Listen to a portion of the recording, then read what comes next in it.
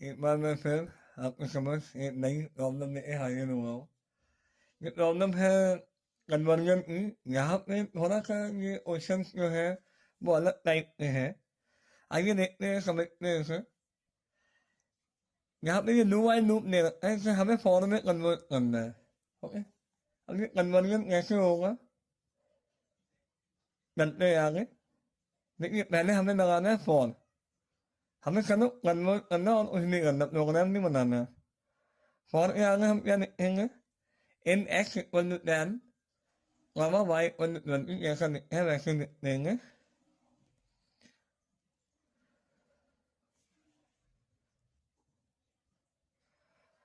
Initialise करने के बाद यहाँ पे आएगा जो वाइल के अंदर जो कंडीशन लिखी है वो यहाँ पे आ जाएंगी, x max man equal to 20। Okay, semicolon आएगा।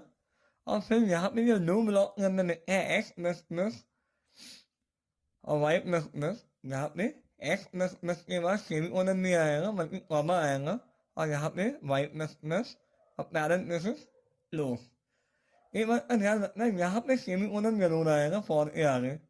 ओके, और नेक्स्ट लाइन में system no outlook print ln x into y लिखा है, अगर गौर करेंगे तो ये लूप के बाहर लिखा है, मतलब नो वाई ब्लॉक के बाहर है। इसका मतलब ये वन टाइम चलेगा। ओके, तो इसको हमें ऐसे करना है, जैसा लिखा है वैसे या वैसे यहाँ पे कॉपी कर देना है। अब देखने में ऐसा लग रहा है कि ये स्टेटमेंट लूप के अंदर है, लेकिन ये लूप के अंदर नहीं माना जाएगा। उसकी वजह ये है कि हमने फॉर के आगे क्या लगाया है, सेमीकोलन लगाया है।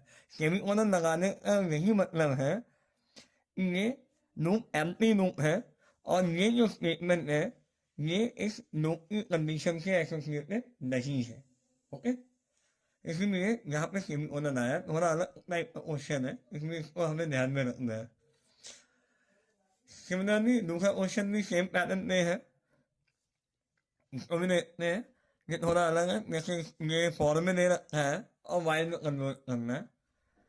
देखते हैं वाइल में कैसे कन्वर्ट करते हैं। यहाँ पे जैसे दिया हुआ है इंटीजर टाइप का पी है और यू में 1 है।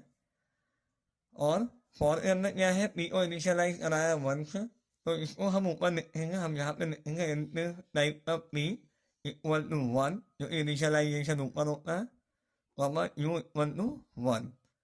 फॉर की जगह क्या आता है, वाइल।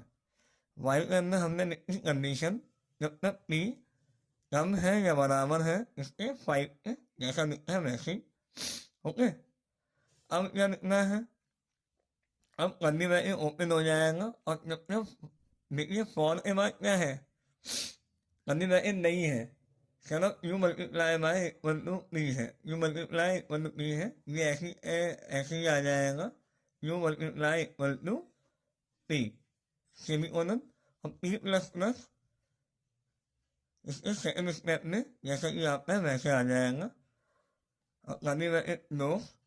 और ये जो स्टेटमेंट है, system out dot print ln u, ये लूप के बाहर माना जाएगा क्योंकि यहाँ पे कर्ली ब्रैकेट नहीं लगा है।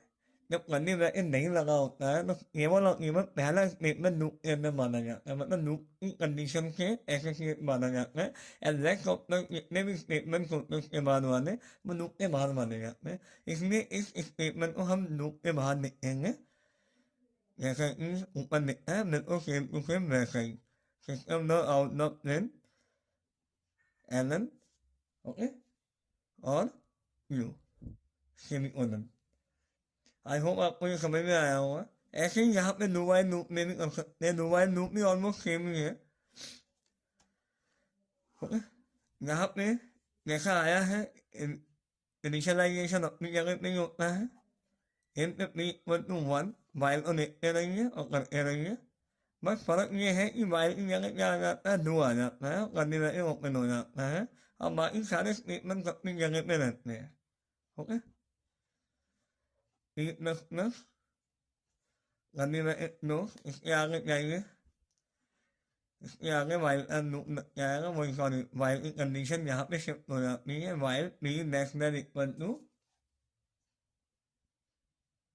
5 सेमीकोलन। ओके, और ये स्टेटमेंट अपनी जगह पे रहेगा क्योंकि ये लूप के अंदर है ही नहीं, तो जो लूप के अंदर नहीं है वो यहाँ पे आ जाएगा।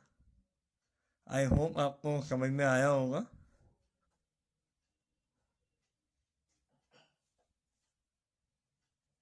Thank you so much. Next time मिलते हैं एक नई प्रॉब्लम के साथ।